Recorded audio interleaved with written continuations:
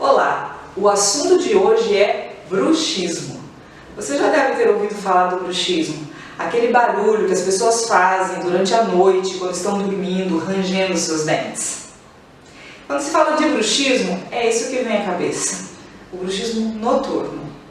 Pode acontecer em crianças, pode acontecer em adultos, mas o que nós vamos conversar hoje é sobre o bruxismo diurno, que a gente chama de bruxismo de vigília, o apertamento dentário durante o dia.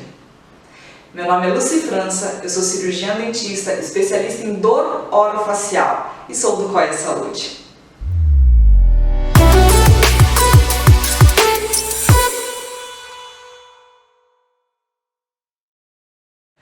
Bom, o que tem acontecido muito hoje em dia e que a odontologia tem buscado estudar e entender é o apertamento dentário durante o dia. O hábito de encostar seus dentes durante o dia, gerando alterações na musculatura da mastigação, musculaturas aqui da face e musculatura da cabeça. Esse hábito de apertar os dentes vai fazer com que o músculo fique dolorido e comece a ter limitações de movimentação da mandíbula, dificuldade de abertura, cansaço ao mastigar e até mesmo dor de cabeça.